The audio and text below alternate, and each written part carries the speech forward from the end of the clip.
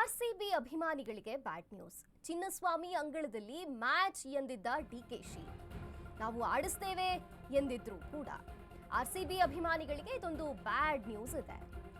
ಚಿನ್ನಸ್ವಾಮಿ ಅಂಗಳದಲ್ಲಿ ಮ್ಯಾಚ್ ನಡೆಯುತ್ತೆ ಅಂತ ಡಿಕೆಶಿ ಹೇಳಿದ್ರು. ನಾವು ಆಡಿಸ್ತೇವೆ ಅಂತ ಕೆಎಸ್ಸಿಎ ಅಧ್ಯಕ್ಷ ವೆಂಕಟೇಶ್ ಪ್ರಸಾದ್ ಅವರು ಕೂಡ ಹೇಳಿದ್ರು. ಆದರೆ ಈಗ ಅದಕ್ಕೆ ವಿರೋಧವನ್ನ ವ್ಯಕ್ತಪಡಿಸಿ ಹೈಕೋರ್ಟ್ಗೆ ಅಪೀಲ್ ಮಾಡಲಾಗಿದೆ. ಹೈಕೋರ್ಟ್ ಮೊರೆ ಹೋಗಿದ್ದಾರೆ ಹಿರಿಯ ವಕೀಲರಾದ ಅಮೃತೇಶ್. ಚಿನ್ನಸ್ವಾಮಿ ಸ್ಟೇಡಿಯಂಗಳಲ್ಲಿ ಪಂದ್ಯಗಳಿಗೆ ಅನುಮತಿ ನೀಡಬಾರದು ಅಂತ ಅರ್ಜಿ ಮೊರೆ ಹೋಗಿದ್ದಾರೆ. ಕಾಲ್ತುಳಿತ ದುರಂತ ನೆಪವಾಗಿಟ್ಟುಕೊಂಡು ಅಮೃತೇಶ್ ಈ ಅರ್ಜಿಯನ್ನ ಸಲ್ಲಿಸಿದ್ದಾರೆ. ಐಪಿಎಲ್ ವಾಣಿಜ್ಯ ಕ್ರಿಕೆಟ್ ಪಂದ್ಯಕ್ಕೆ ಅನುಮತಿ ನೀಡದಂತೆ ಆಕ್ಷೇಪವನ್ನ ವ್ಯಕ್ತಪಡಿಸಿದ್ದಾರೆ. ಐಪಿಎಲ್ ಮ್ಯಾಚ್ಗಳಿಗೆ ಅವಕಾಶ ಸಿಗುತ್ತಾ ಇಲ್ವಾ ಕಾದು ನೋಡಬೇಕಿದೆ.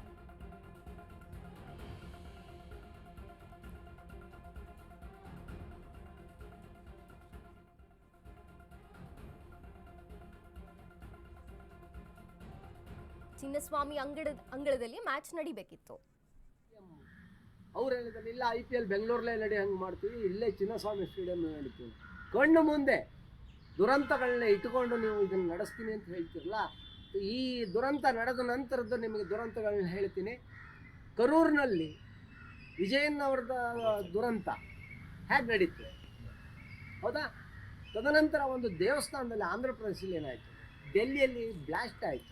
ಇವೆಲ್ಲವನ್ನು ಯೋಚನೆ ಮಾಡಿದಾಗ ಇವತ್ತು PWD ಅವರು ಆ ಬಿಲ್ಡಿಂಗ್ ಕೋಡ್ ಪ್ರಕಾರ ಅದು ಸರ್ಟಿಫೈ ಮಾಡಿಲ್ಲ, ಫೈರ್ ಆ್ಯಂಡ್ ಸೇಫ್ಟಿ ಅವರು ಸರ್ಟಿಫೈ ಮಾಡಿಲ್ಲ. ಅಂತ DCM ಅವ್ರು ಹೇಳಿದ್ರೆ ಇಲ್ಲ IPL. ಎಸ್, ಈ ಬಗ್ಗೆ ಹೆಚ್ಚಿನ ಮಾಹಿತಿಯನ್ನು ನೀಡೋದಕ್ಕೆ ನಮ್ಮ ಪ್ರತಿನಿಧಿ ಅರುಣ್ ದೂರವಾಣಿ ಸಂಪರ್ಕದಲ್ಲಿದ್ದಾರೆ. ಎಸ್ ಅರುಣ್, ಹೇಳಿ, ಆರ್ಸಿಬಿ ಅಭಿಮಾನಿಗಳಿಗೆ ಬ್ಯಾಡ್ ನ್ಯೂಸ್ ಸಿಕ್ಕಿದೆ. ಜೊತೆಗೆ ಚಿನ್ನಸ್ವಾಮಿ ಅಂಗಳದಲ್ಲಿ ಮ್ಯಾಚ್ ನಡೆಯುತ್ತೆ ಅಂತ ಡಿಕೆಶಿ ಅವರು ಹೇಳಿದ್ರು. ಈಗ ವ್ಯಾಪಕ ವಿರೋಧವನ್ನ ವ್ಯಕ್ತವಾಗಿದೆ. ಜೊತೆಗೆ ವಕೀಲರಾದಂತಹ ಅಮೃತೇಶ್ ಅವರು ಕೂಡ ಈ ಬಗ್ಗೆ ಕೋರ್ಟ್ಗೆ ಅಪೀಲ್ ಮಾಡಿದ್ದಾರೆ. ಏನಿದೆ ಇದರ ಬಗ್ಗೆ ಹೆಚ್ಚಿನ ಮಾಹಿತಿ? ಮಂಜರಿ, ಏನಂದ್ರೆ ಆರ್ಸಿಬಿ ಕಾಲ್ತುಳಿತ ಪ್ರಕರಣಕ್ಕೆ ಸಂಬಂಧಪಟ್ಟಂತೆ ಏನು ವಕೀಲ ಅಮೃತೇಶ್ ಅವರು ಇವತ್ತು ಒಂದು ಅಪೀಲ್ ಅನ್ನ ಮಾಡಿರುವಂತದ್ದು. PWD ಡಿಪಾರ್ಟ್ಮೆಂಟ್ ಇರ್ಬೋದು, ಮತ್ತೆ ಬೇರೆ ಬೇರೆ ಸಂಬಂಧಪಟ್ಟಂತ ಇಲಾಖೆಗಳಿರ್ಬೋದು, ಅವ್ರಿಗೆಲ್ಲನೂ ಸಹ ಒಂದು ಅಪೀಲ್ ಆಗ್ರಹನ ಮಾಡಿರೋದು ಏನಂತಂದ್ರೆ, ಅಂದ್ರೆ ಈಗಾಗಲೇ ಪ್ರಕರಣ ಹೈಕೋರ್ಟ್ ಅಲ್ಲಿ ಏನೋ ಹೈಕೋರ್ಟ್ ಅಲ್ಲಿ ಏನೋ ಬಾಕಿ ಇದೆ. ಯಾಕಂದ್ರೆ ಏನು ಕಾಲ್ತುಳಿತ ಪ್ರಕರಣ ಸುಮೋಟೋ ಪ್ರಕರಣ ಸಹ ದಾಖಲು ಮಾಡ್ಕೊಂಡಿತ್ತು, ಅದು ಸಹ ಬಾಕಿ ಇದೆ. ಮತ್ತೆ ಜಸ್ಟಿಸ್ ಕುನ್ನಾ ಕೊಟ್ಟಂತ ವರದಿ ಸಹ ಅದು ಇನ್ನ ಸಾರ್ವಜನಿಕವಾಗಿ ಬಹಿರಂಗ ಮಾಡಿಲ್ಲ, ಅದು ಸಹ ಬಾಕಿ ಇದೆ. ಅದ್ರ ಜೊತೆಗೆ PAL ಅರ್ಜಿಗಳು ಸಹ ಒಂದು ಹೈಕೋರ್ಟ್ ನಲ್ಲಿ ಬಾಕಿ ಇದೆ. ಮತ್ತೆ ಇನ್ನೂ ಸಹ ಯಾರು ಕ್ರಿಮಿನಲ್ ಕಾನ್ಸ್ಪಿರಸಿ, ಯಾರು ನೆಗ್ಲಿಜೆನ್ಸ್ ಯಾರು ಅಂತ ಪ್ರೂವ್ ಆಗಿಲ್ಲ. ಸೊ ಹಾಗಾಗಿ ಈ ವರ್ಷ ಏನು IPL ಅನ್ನ ಈ ಬಾರಿ ಕರ್ನಾಟಕ ಚಿನ್ನಸ್ವಾಮಿ ಸ್ಟೇಡಿಯಂ ನಲ್ಲಿ ನಡೆಸಬಾರ್ದು. ಮತ್ತೆ ಯಾಕಂದ್ರೆ ನಿಮ್ಗೆ ಇನ್ನೂ ಸಹ ನಿರ್ಲಕ್ಷ್ಯಗಳು ಕಾಣಿಸ್ತಿದೆ. ಆ ಒಂದು ಸ್ಟೇಡಿಯಂ ನಲ್ಲಿ ಒಂದು ಕೆಪಾಸಿಟಿ ಕಡಿಮೆ ಇರುವಂತದ್ದು. ಮತ್ತೆ ಅದ್ರ ಜೊತೆಗೆ ಏನಾದ್ರೂ ಎಮರ್ಜೆನ್ಸಿ ಆದ್ರೆ ಅಲ್ಲಿ ಆಂಬುಲೆನ್ಸ್ ಹೋಗೋಕೆ ಸಹ ಸಾಕಷ್ಟು ಜಾಗ ಇಲ್ಲ, ಮತ್ತೆ ಅಗ್ನಿಶಾಮಕ ವಾಹನಗಳು ಹೋಗೋಕೆ ಸಾಕಷ್ಟು ಜಾಗ ಇಲ್ಲ.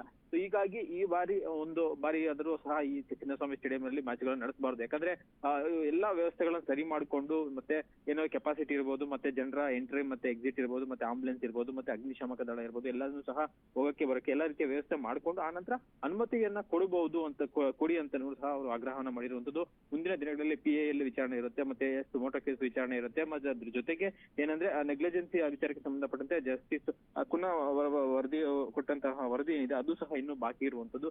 ಸೊ ಅದ್ರ ಇವೆಲ್ಲಾನು ಬಾಕಿ ಇರುವ ನಿಟ್ಟಿನಲ್ಲಿ ಈಗ ನೀವು ಅನುಮತಿ ಕೊಟ್ರೆ ಮತ್ತೆ ದುರಂತಗಳು ಸಂಭವಿಸುತ್ತೆ, ಮತ್ತೆ 11 ಜನ ಸಾವನ್ನಪ್ತಾರೆ. ಆಗ ಮತ್ತೆ ಏನು ಇದಿದೆ ಬ್ಯಾಡ್ ನೇಮ್ ಬೆಂಗಳೂರಿಗೆ ಬರುತ್ತೆ. ಹಾಗಾಗಿ ಒಂದು ಸಲ ಆದ್ರೂ ನೀವು ಚಿನ್ನಸ್ವಾಮಿ ಸ್ಟೇಡಿಯಂ ನ ಚೆನ್ನಾಗಿ ರಿನೋವೇಷನ್ ಅನ್ನ ಮಾಡಿ, ಮತ್ತೆ ಮತ್ತಷ್ಟು ಹೈಟೆಕ್ ಆಗಿ ಮಾಡಿ. ಈಗಾಗಲೇ ವೆಂಕಟೇಶ್ ಪ್ರಸಾದ್ ಬಣ ಏನು ಈ ಒಂದು ಚುನಾವಣೆಯಲ್ಲಿ ಗೆದ್ದು ಬಂದಿದೆ, ಅವರು ಸಹ ಏನು ಈ ಬಾರಿ ನಾವು ಚಿನ್ನಸ್ವಾಮಿ ಸ್ಟೇಡಿಯಂ ಅಲ್ಲಿ IPL ಮ್ಯಾಚಸ್ ಆಡ್ತೀವಿ ಅಂತ ಸಹ ಅವರು ಹೇಳಿಕೆಯನ್ನು ಕೊಟ್ಟಿರುವಂತದ್ದು. ಸೊ ಈ ನೆಲೆಯಲ್ಲಿ ಇವತ್ತು ಅಮೃತೇಶ್ ಅವರು ಒಂದು ಅಪೀಲ್ ಅನ್ನ ಮಾಡಿರುವಂತದ್ದು. ಜೊತೆಗೆ ಏನಂದ್ರೆ ಹೈಕೋರ್ಟ್ಗೂ ಸಹ ಅವರು ಮುಂದಿನ ದಿನಗಳಲ್ಲಿ ಒಂದು ಮಧ್ಯಂತರ ಅರ್ಜಿಯನ್ನ ಸಲ್ಲಿಸಿ ಈಗ ಈ ವರ್ಷ ಮ್ಯಾಚ್ ಗಳನ್ನ ನಡೆಸೋಕೆ ಅವಕಾಶ ಕೊಡಬಾರ್ದು ಅನ್ನೋ ನಿಟ್ಟಿನಲ್ಲಿ ನಾವು ಮನವಿಯನ್ನ ಮಾಡ್ತೀವಿ ಅಂತ ಸಹ ಸದ್ಯಕ್ಕೆ ಹೇಳಿರುವಂತದ್ದು. ಮಂಜರಿ, ಎಸ್, ಥ್ಯಾಂಕ್ ಯು ಅರುಣ್ ನಿಮ್ಮೆಲ್ಲ ಮಾಹಿತಿಗಾಗಿ.